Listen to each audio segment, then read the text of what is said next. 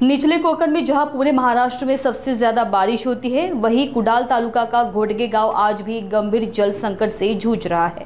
गांव में दशकों से जल समस्या बनी हुई है, फिर भी सिंचाई विभाग की कोई भी परियोजना अब तक यहां नहीं पहुंच पाई। कोकण के सिंधुदुर्ग जिले के निचले हिस्से में सबसे अधिक वर्षा होती है, फिर भी जिले के कुछ गाँव गंभीर जल संकट का सामना करने पर मजबूर है।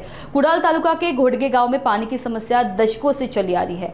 इन गाँव में सिंचाई विभाग की कोई परियोजना नहीं, इसके कारण यहाँ के नागरिकों को वर्षा जल पर ही निर्भर रहना पड़ता है। बारिश के बाद गर्मी लगते ही अगले कुछ महीनों तक पानी की भारी किल्लत रहती है। वहीं कई कुओं का जलस्तर भी कम हो गया है। नागरिक दूषित जल उपयोग में लाने पर मजबूर है। वहीं गांव की सरपंच श्रुति घाड़ीगांवकर ने प्रशासन से अपील की है कि गांव के लिए स्थायी जल समाधान योजना बनाई जाए, ताकि नागरिकों को जल संकट से राहत मिल सके। हो, पाण्याचा प्रश्न म्हणजे सकाळी 4 वाजल्यापासून 5 वाजल्यापासून पाणी भरतात ना, त्यामुळे आमची बहुतेक लोक मुंबईत असल्यामुळे ती येतच नाही। एप्रिल मार्च मध्ये पाणी जातात आणि लगीन सराई पण असतात, मग त्याच्यामुळे हल्ली लग्न सुद्धा टाळली जातात, कारण पाणी नसल्यामुळे लग्न तरी कसं करणार असं म्हणा। ती लोक पण मुंबईची आमची कोणच योग बघत नाही पाणी नसल्यामुळे। ही समस्या आता कधी सुटता काय माहिती। शासन दरबारी काय बघूया आता, शासन करूया म्हणतात, आता कधी करतील तेव्हा। 60-65 वर्षे झाली पाण्याचा त्रास काढूनच आमका लय जवळ जाऊ झाला। आमका पाणी येतं सुकत नाही, कधी पाणी कोणत्या बावडे गाठांती जातं। हो, सरकारच्या दरबारी तुम्ही काय हो करतो, पण आमचं करीतच नाही। तर आम्ही शासनानं सगळ्यांना करतो, हात जोडतो, पण आमका पाणीच कोणी करीत नाही। पण कशी आता म्हातारी माणसं आम्ही कुठे जाणार, नका सांगावं। हे बावडे बघलाच तुम्ही जाता, कसं खाणार पाणी? आज तर काय ह्या नाही, आम्ही तुमचा हात जोडतो। आमच्या पाण्याची सोय, आमच्या रस्त्याची सोय।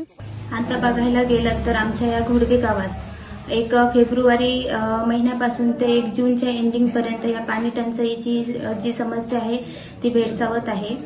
तसं बघायला गेलं तर आम्हाला या घोडगे गावामध्ये फक्त पावसाचे 2 ते 3 महिने फक्त पाण्याचा मुबलक असा वापर होतो। त्यानंतर आम्हाला या पाण्याच्या संकटाची हा सामना पूर्ण महिला वर्गाला करावा लागतो। आमच्या या गावामध्ये आम्ही ज्यावेळी बसलो सरपंच म्हणून पदावर, त्यावेळी आम्ही कार्यरत राहिलो। त्यासाठी ही समस्या दूर करण्यासाठी आम्ही जलजीवन मिशन या योजनेअंतर्गत आम्ही आमच्या गावात 1 कोटी अंतर्गत या निधीचा आम्ही अवलंब केला।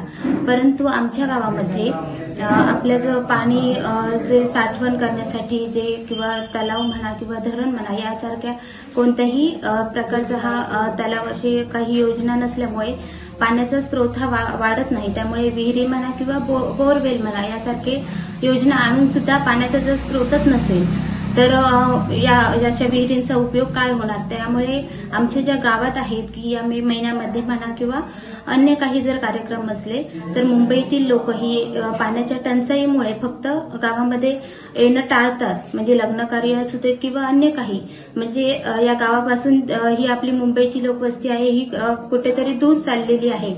मग यासाठी आमच्या या वाड्यामध्ये भटवाडी, पायरवाडी, मळेवाडी, त्याचप्रमाणे हेळेवाडी या लोकातील या गावातील वाडी, या 4 ज्या वाड्या आहेत या 4 वाड्यांना जोरदार या पाण्याची सामना करावा लागतो आहे।